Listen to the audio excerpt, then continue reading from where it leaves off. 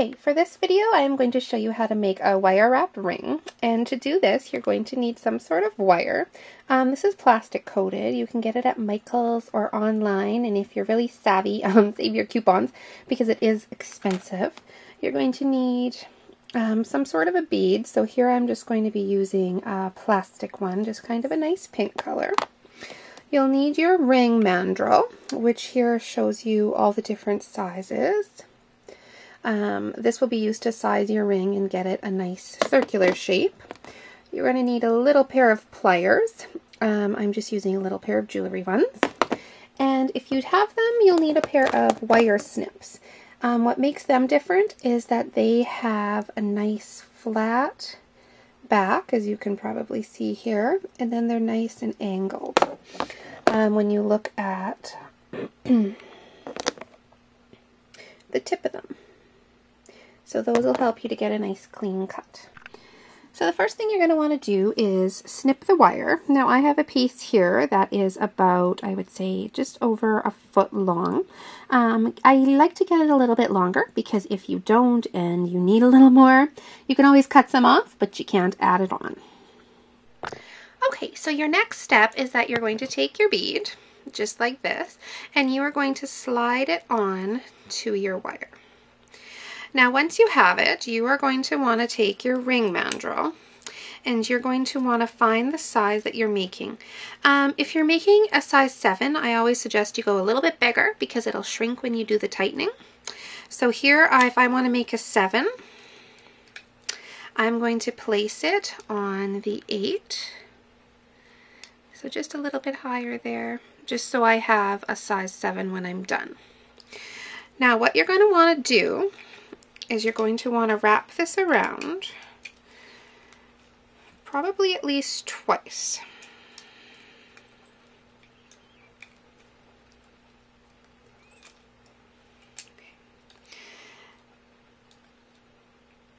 When you're done wrapping twice, you're going to want to pinch the sides just here and here so it makes a nice flat area for the ring. And then you're going to continue wrapping about 2 more times. So you're going to go once more, and make sure you go around the bead as you're doing this, and twice. Now by this time at the back, this is what it's going to be looking like. And at the front, you're just going to have your bead, and you should have both of the wires now coming out to the side. And once again, you're going to want to pull it nice and tight. So once you're done that, I suggest I always wrap it around the tip of the bead a few times just to secure it in place. So there's 1,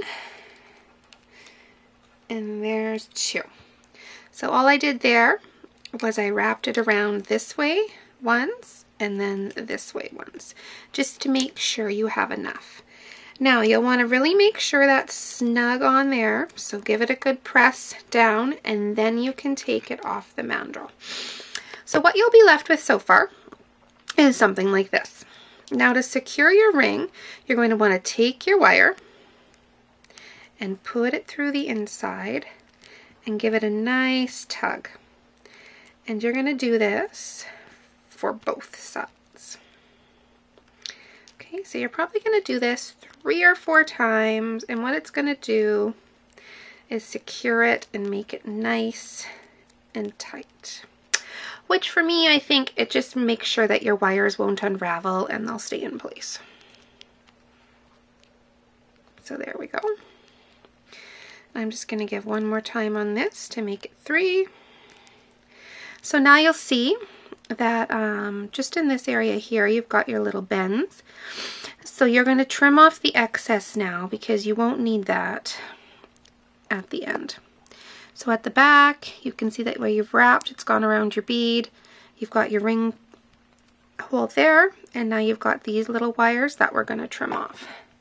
So take your snips and right up against it, you're just going to trim it. There we go. And then these little pieces here will be quite spiky.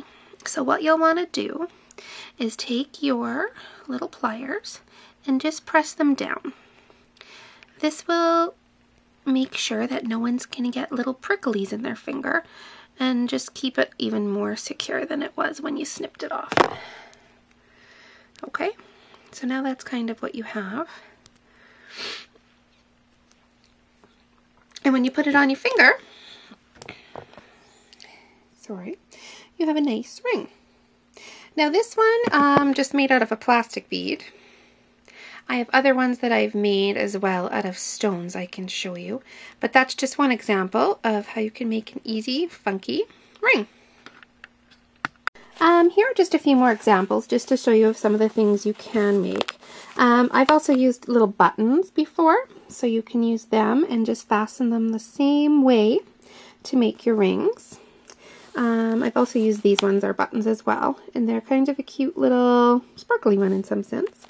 And then if you want to, you can use glass beads as well, which makes a really pretty kind of 3D and translucent effect. So I'll just give you a quick close-up of some of them I've made, just to give you some inspiration. So if you're thinking about making something fun, it's a great craft for kids, as well as if you're interested in just doing some crafts for yourself. If you need to know more, you can give me a quick Facebook post or tweet me, and I will be happy to share my knowledge with you. Talk to you guys soon. Bye.